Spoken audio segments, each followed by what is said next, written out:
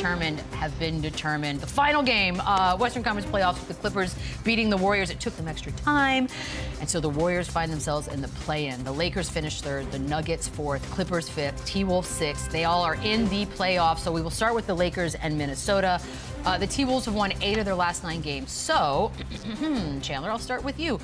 How confident are you in the Lakers making a deep playoff run now that we know who they're facing? I'm confident. I think they're a very good team. I think they're playing well. They're starting to defend. Everyone's getting involved offensively. But the Timberwolves was the one team that I wouldn't want to see if I was in the Western Conference. They are playing really, really well right now. They are capable of slowing it down. They're really good defensively in the half court. So Lakers are going to have the challenge. I think the series goes long. I wouldn't be surprised if it went 7 games. But what a first-round series, too. Anthony Edwards, Luka.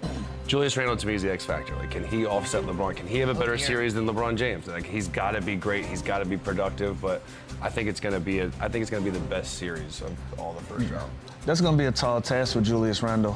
What I'm interested to see is how Minnesota is going to be able to utilize Rudy Gobert with the Lakers playing small ball. You know, if you put LeBron at the 5, that possibly may be his matchup. Like, we're talking about Julius Randle. If we have Rudy Gobert on LeBron James in a half-court setting, that might create some challenges. And on the flip side, if Minnesota can figure out a way to get Rudy Gobert going and be utilized in that offense, the last 3 games, he's been huge on the offensive end, not just on defense. If they can figure out a way to get him in the game plan on the offensive end, both teams can have some challenges coming up. But I still like the Lakers' chances in this matchup. Yeah. It is interesting that the Julius Randle of it all, because we know the last time when he was in a Knicks uniform playoffs, there was a lot of pressure and fans were left feeling less than satisfied with him. I feel like he's in a better spot now pressure-wise. But Luka is the interesting factor here because it was only a year ago in which he took over and basically crushed Minnesota on his own. He scored over 32 a game. He had 10 rebounds, over 8 assists per. And so now he's in a new uniform. I'm sure Minnesota's like, oh, you got to be kidding me. But Lou, do we expect the same from Luka towards this particular team? You should. Like I said, it's the Lakers are going to create matchup problems for Minnesota. You know, like, so who's going to take this? Who's going to take this challenge? Like, is Ant-Man going to be the guy that's going to have to sit down and guard Luka Doncic for the entirety of this series? And if so, you're going to make him work on both sides of the ball, and we know Luka's pedigree on the defensive end, and so that creates an advantage for the Los Angeles Lakers. Now, who can stop him other than Ant-Man? You got Vanderbilt. You got not Vanderbilt. McDaniels. You got a few guys that can take that matchup. That they can switch. They can create some issues for Luka. But if he's looking at this team from what he did last year, he's going into this series extremely confident, knowing that he can do whatever he wants to do on the floor. And the problem is, it's not like Ant gets an off night if he's got to guard Austin Reeves. So he's having a hell of a year. His numbers continue to go up. So they have 2 dynamic guards where McDaniels, Dante DiVincenzo, Alexander Walker, they're just going to have to mix it up. They're going to have to switch. It's interesting with Rudy Gobert. Are they just going to match his minutes with the Jackson Hayes type? When they go small, do they go small and put Randle at the 5 and have him on LeBron when he's at the 5? So it'll be interesting to see the rotations and the matchups. But yeah, I think you want to try and preserve him as much as you can in a series that's probably going to go long. So I wouldn't want him on Luka, but man, he's still going to have to check one of them. Then he's going to have to guard Reeves, and that's not easy either. And you still got Naz Reid coming off the bench. You know, that gives you another option with length, not to guard Luka, but that's somebody that you can put on a LeBron James that'll give you a different look when the Lakers go into that small ball mode that they like to play in. So again, if Rudy Gobert can't be on the floor, you have a great sub and Naz Reid coming off the bench to be able to sustain some of that. So you mentioned you wouldn't want to play the Timberwolves. I think this next team is the scary one, Lou. I'm going to start with you on the Clippers because they are the hottest team in the Western Conference. Yep. They've won 8 straight. That was including yesterday. 72 points is what Kawhi and Harden combined for against the Warriors. And I get it. I know living in LA for as long as I have, on and off, Clippers have sort of like this jinx or people think, no, there's never... Yeah. This feels different to me, or maybe I'm being optimistic, Lou, but... They're rolling. How ceiling-wise? What am I looking at? Yeah, I mean, they're rolling at the right time, and the only thing that stopped them from being that team is getting healthy. And now they've gotten healthy. They got everybody back in the lineup. Kawhi Leonard is playing at a high clip. James Harden just finished off the regular season where he played in 79 of the 82 games this year. You got Norman Powell back from injury. You have the emergence of Zubac as a big defensive presence, being in the running for Defensive Player of the Year, quite possibly. Like, everything that they need to happen for them to be a successful basketball team is trending up, you know, and that's the only thing that they were missing.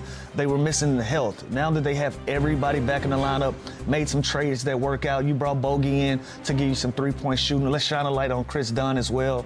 The way that he's been able to guard, he made it difficult for Steph Curry last night. Like, Steph is always going to be Steph. Your job is to go out there, minimize or make it tough for him to make shots. Chris Dunn was out there and he was making open shots. So if this is a team that can bottle all of that up going into the postseason, they can change the narrative around the LA Clippers in the postseason. And Kawhi Leonard he's back, and I knock on wood, but he has been balling. He's playing at an elite level. Norman Powell's been so consistent all year long. He's now healthy. He's back in the lineup. So when you have so many guys like that can go and get you 30, 40 points on any given night, especially in the playoffs, when it does get slowed down, when the matchups are the same, and they're going to take away everything. When you play a team 6, 7 times, they make adjustments, but they have so many different options to go to when they do make counters that the Clippers are in a great spot against this team. But let's not forget, the Nuggets are also balling. They make a coaching change. They win 3 in a row against 3 playoff teams too, and Denver is also a very tough place to play. So as good as the Clippers are, I still think the advantage is for the Nuggets. I gotta give it to the Clippers simply because of how they guard now. The advantage is Clippers. Yeah, like again, in your starting 5,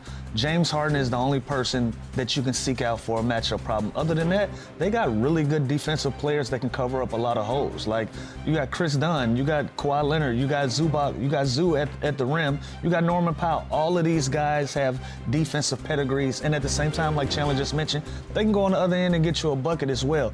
That's going to be the difference in this series. Now, we know who the Denver Nuggets are, but if the Los Angeles Clippers are healthy going into the postseason, I think this is the year that they change everything that people say about it. Well, I mean, we saw how deep and how great the West was. Now these playoff series are going to be incredible. Like, every one of these series is, I'm excited It's almost a blessing in disguise whoever gets that 7th seed to face the Houston Rockets, which is crazy because I don't want to disrespect them. So, we'll get to that. But I'm just saying, I'd rather play the Rockets than any of these teams we're talking about right now, which is crazy because they've had such a great, solid year throughout the season. They lock up. It's not a great consolation prize. It's not ideal. But isn't it crazy that like the Warriors go to the play-in, they can all of a sudden just get the 7th seed and get the Rockets? I prefer them over the Lakers or the Nuggets or the. Saying there was a plan. Nope, don't say anything. No. We're not there yet. No. We're not there yet because I do want to talk Denver for 1 second, and you briefly touched on it, you guys, about they fired their coach and then things seem to be a little bit figured out. So here's the question I'm putting to you, Chandler. Are the Denver Nuggets more likely to lose in the first round or make it to the conference finals? Losing the first round, more likely. I don't think they're going to get by the Thunder. I don't think they're a better team than the Lakers. We just talked about how good and how deep and experienced this Clippers team is. That being said, I'm still picking them to win this series, but to get out of the West and to go that deep is unlikely. But they look good. The last 3 games, they make the adjustment. They look at the exact jolt that they were talking about that they needed. Jamal Murray's back in the lineup. We know what Jokic is going to give you. Jamal Murray's got to be great, and he does like to play really good in the playoffs. There's been a history of that, but you're going to get the solid minutes from Porter, from Aaron Gordon. Jamal Murray's got to be elite in this series. Because, by the way, they're going to throw bigger guys on him. They're going to have Kawhi guard him. They're going to have Norman Powell guard him, Derek Jones.